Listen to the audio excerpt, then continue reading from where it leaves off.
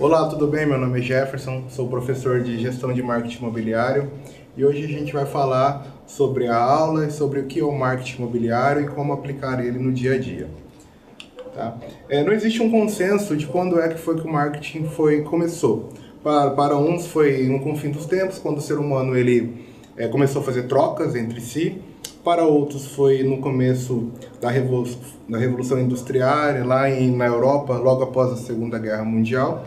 Para outros foi a partir de 1950, quando no Japão as empresas começaram a entender o mercado e saber como aplicar o marketing para poder alcançar o cliente e satisfazer as necessidades daquele cliente mais rapidamente. O marketing ele trabalha em cima de alguns fundamentos principais.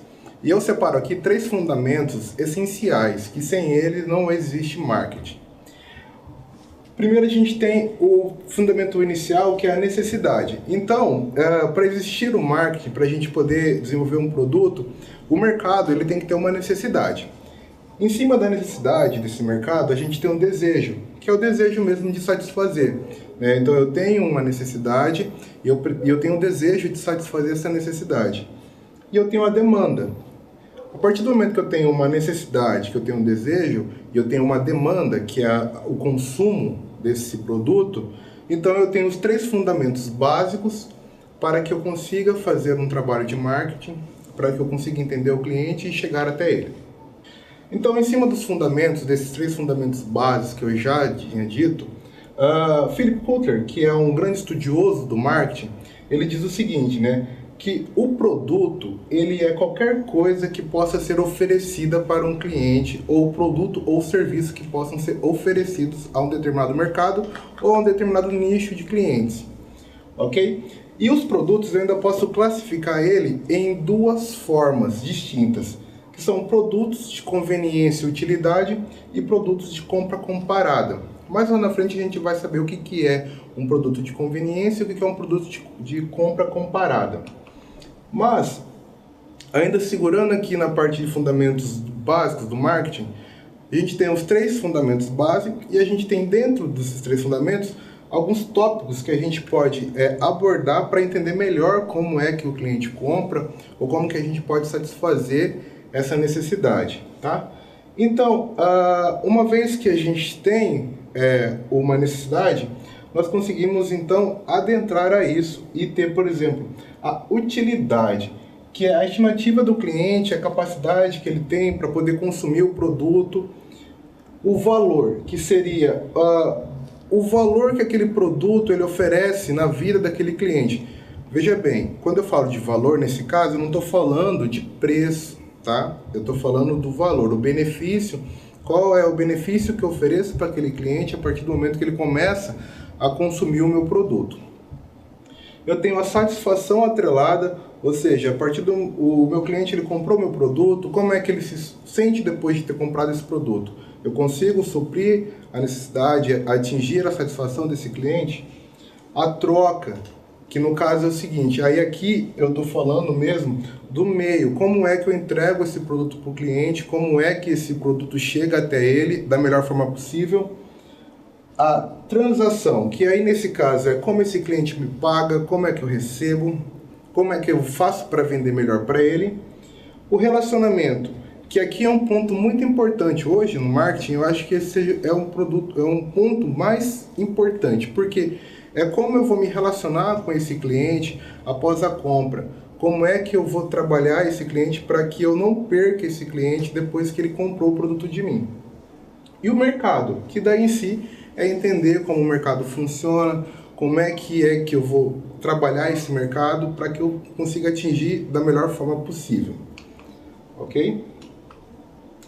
Então, partindo-se desse ponto, ainda pegando aqui um pouco do Philip Kotler, já temos os fundamentos base do que é o marketing e a gente precisa agora fundamentar.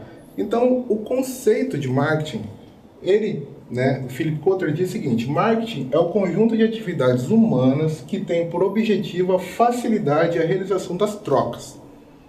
Nada mais é do que você entender o mercado, entender o seu cliente, né? e saber a melhor forma de você chegar até esse cliente e você também poder satisfazer as necessidades dele da melhor forma possível, tá?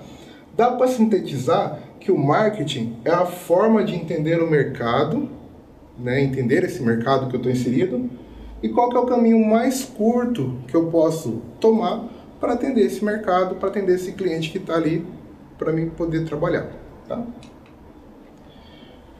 Diante disso, existe o que a gente chama de... eu trabalho com produto, eu trabalho com serviço, então no mercado a gente tem essa distinção, tá?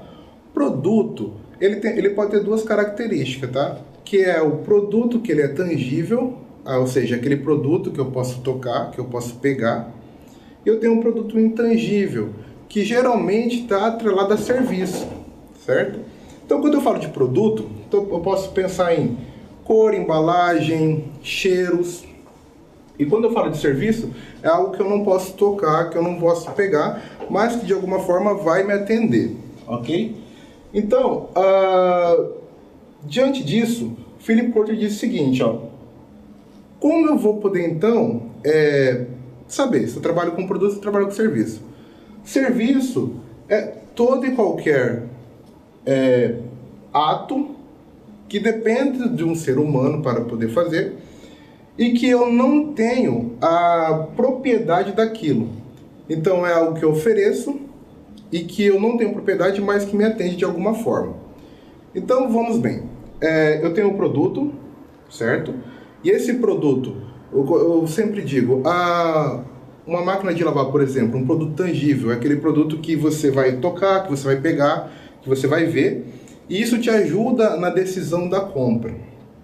O serviço, eu posso dizer aqui, por exemplo, o Netflix, por exemplo, uma TV a cabo.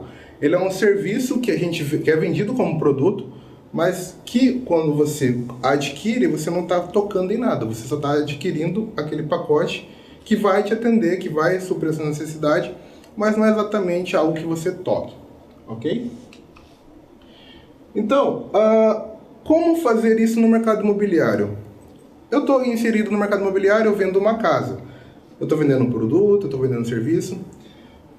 Quando se trata do mercado imobiliário, a gente está trabalhando com os dois. Então eu tenho um produto com serviço embutido. Por exemplo, quando você está cuidando de um imóvel, que você está vendendo o imóvel, você está operando com um produto. Só que quando você faz uma intermediação, que você vai fazer um trabalho de cartório, então você já está fazendo serviço. Então o imóvel ele é tratado dessa forma, para vocês entenderem muito bem como é que no mercado imobiliário a gente trata isso, ok? Então quando o comprador e o vendedor estão operando nessa transação, é bom se então entender que está recebendo um produto e um serviço ao mesmo tempo. Tudo bem? E aí a gente entra no comportamento do consumidor. Porque eu tenho aqui o fundamento, o conceito, mas o meu consumidor ele também tem um comportamento. Maslow, ele diz o seguinte, né? Que a base da compreensão humana é essencial para entender as necessidades e demandas que cada indivíduo gera. Então, quando eu começo a estudar o ser humano mais profundamente e eu começo a entender como é que o ser humano funciona, eu consigo saber como eu vou trabalhar para atingir o meu objetivo, ok? E ele separa de duas formas. O ser humano, ele primeiramente, ele tenta suprir as suas necessidades fisiológicas para depois, então, adquirir a segurança, que no caso ele sempre prioriza. Eu tenho uma necessidade básica e eu vou suprir essa necessidade básica primeiro. Depois que eu tiver suprido essa necessidade básica, eu vou trabalhar o meu segundo estágio, que daí é adquirir segurança e tudo mais. Sabendo-se disso, que o ser humano ele trabalha primeiro uma necessidade fisiológica, aonde é que o imóvel se encaixa? Tá? Fisiológica é tudo aquilo que você precisa para poder sobreviver. Então, ele primeiro vai respirar, comer, beber, dormir Isso são necessidades fisiológicas. Aqui eu tenho uma pirâmide que representa muito bem como é que é esse pensamento. Então eu tenho as fisiológicas na base da minha pirâmide, eu tenho a segurança, que daí eu vou colocar emprego, saúde, propriedades, enfim, para eu ter então depois ir para a ala social do ser humano. Então, veja bem, é um ciclo que ele vem de baixo para cima. Sociais, que são famílias, amizades. A estima, aí eu estou falando do indivíduo, autoestima, o respeito dos outros. E eu tenho, por último aqui, no topo da pirâmide, a autorrealização, que é o crescimento, a independência, os desafios que ele tem para seguir. Mas sem ele estar aqui suprido na base, né, fisiologicamente falando, nada do que está por cima vai sentir efeito, não vai ter, ele não vai conseguir compreender, ele não vai conseguir fazer nada sem que ele esteja fisiologicamente suprido. E diante disso, a gente consegue separar ainda as necessidades entre necessidades utilitárias e necessidades hedônicas. As necessidades utilitárias são relacionadas às funções básicas e benefícios materiais, né? São relacionados às escolhas racionais. Então, é como o ser humano vai tomar a decisão baseada numa razão.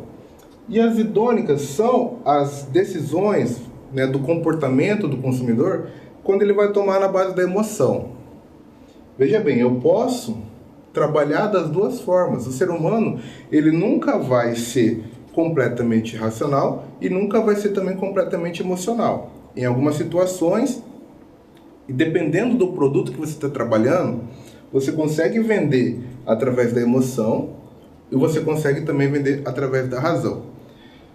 O imóvel, né, você mexe muito com o desejo de compra, de realização de um sonho, mas você mexe também com a razão, porque existe um valor muito alto, ou às vezes que ele tem que adquirir de alguma forma e que ele precisa trazer para a razão, pensar com calma para daí então tomar uma decisão.